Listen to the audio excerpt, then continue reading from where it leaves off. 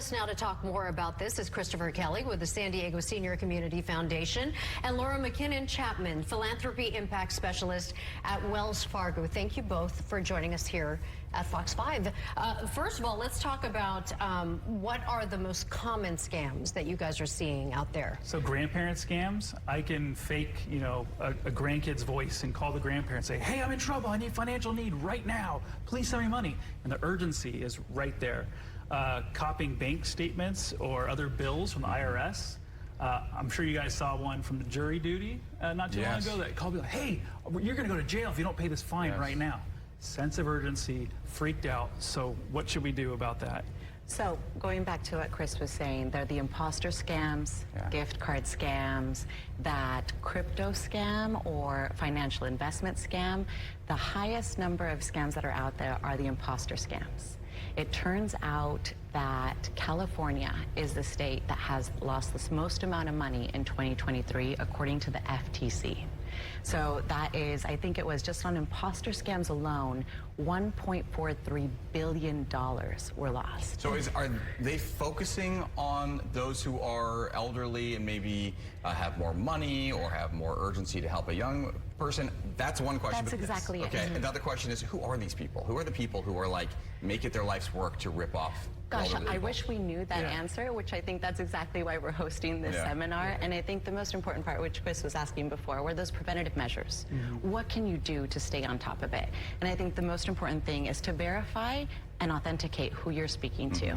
So take pause before you take action. So many times they get you, you're trying to just answer quickly, there's that sense of urgency, and you go to share that, whether it's your PIN, your password to your email, or one of those, sometimes the thing that is left behind are those one-time passcodes that you receive on your phone, and all of a sudden you share that. And you haven't safeguarded your personal information. Do we find, like, for those who have been caught, is like a pattern of like, oh, these people are in this country, or these people are, I mean, who are these? Yeah, they are abroad. A lot of them are. And the new scam is they're freaking someone out like, I'm in an accident in Mexico. I need money or else I'm going to go to jail, Grandma. Please send me money. Or, oh, don't worry. They send an Uber driver, courier, that the Uber person has no idea they're part of the scam. They show up to the front door and collect cash. They also know how to walk you through to your bank to tell them that this money is for home repairs. Yeah, there was an Uber driver who got shot and killed in this situation, right? Yeah, it's serious. And, so we're working with the FBI, as we said. That's the interesting thing about this is we're supported by the Wells Fargo Foundation, and we're doing seminars all over the county. This is number 7 that we're doing this year. And we have about 60 people. It's free tomorrow, but it's really important to have the FBI teach it. It's engaging. They ask questions. And there's refreshments, and you always get something from it. I would think that also with seniors, a lot of them are not great with technology. Right. And there's a lot of those links that you get sent, whether it's in your email or your cell phone, and they just think, oh, it's my bank asking for this or that. Well, being computer savvy is something that is so important, but I think the most important thing is anyone can fall for this. I think seniors report it less because they are embarrassed. They think it's like their cognitive ability is being affected, or that's what it's going to showcase to their caregivers, to their family, but anyone can fall for these. These are sophisticated scams. And we almost they're fell coming for out for new ones. Yes, in fact, the San Diego Senior Community Foundation almost fell for it. So we teach this with the FBI, and I've been in these classes, and this gentleman emails me out of the blue and says, we want to give you a donation for $2,000. My wife and I love your work. So they write me a check.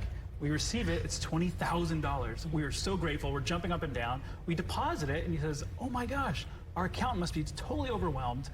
Can you wire back $18,000? Well, lo and behold, that check didn't clear, and we would have wired out $18,000 had I not taken. So you're here trying to help the elderly. Yep. And this guy with the FBI tries to scam you in that process. Did you ever catch him? No, I've reported it. The FBI is working on it right now. But senior isolation. Why do you think salespeople call around 5 p.m. around dinner time? That's when seniors are lonely at their peak. The romance scams. That's when those things happen all the time. Oh, I miscalled. Oh, you sound nice. One thing leads to I feel another. like criminals are just getting more creative when it comes to figuring out how to take your money. Oh, yeah. I mean, another one to watch out for is don't trust your caller ID. Even now, you can have a caller ID that'll come up and it'll claim it is a financial institution, when in fact it isn't your financial institution. That's why it's like going back, authenticate, verify. If you need to hang up that phone call and call that number on the back of the card, or go online and find that actual number that you know, that extra step. call your accountant, call the person you know before you give out any financial information. Do not trust anyone that you have not met in person. And even then, be careful, be cautious. So don't share I've had your people, finances. try to scam, of course, and I just give them the address of the FBI. So send it to me at this address. That'd be really great. Let's talk about the evolution of these scams, because I'm sure as technology's gotten better, their efforts have gotten better. How is AI affecting scams, and what kind of things are out there now that weren't maybe a couple years ago? Sure, I can mask your voice and call your mom right now, and I can tell her I'm in trouble. If I sound a little funny, I could say I have a cold, and I can trick her and say, hey, I need money right now. We're here, we got in a car accident, we're in Mexico. And so she's acting really quickly at the demands to help her son, right? So AI masking it. Also Photoshop. I can Photoshop a bill from Amex or the IRS. I can make it look exactly like the IRS and send it to you, and you just think you're sending a check or a bill to the IRS. So just verify. Take the extra step always. Yes. Just for people's information out there, just give us the details of the event. Sure. So the event's going to be taking place tomorrow at 10 in the morning at the Encinitas Senior Community Center.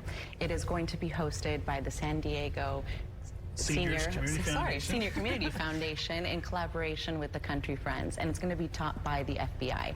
It is free of charge to everybody, so anybody can come out, attend, educate yourself. It is a priority for Wells Fargo to get that education around scams and fraud so that our community can really safeguard their finances, their financial health, and increase that and become the best customers for themselves and for our community. Education is so important, and so many things like this. But this specifically, it's great to get as much information and an understanding of not only what can happen, but how to prevent it.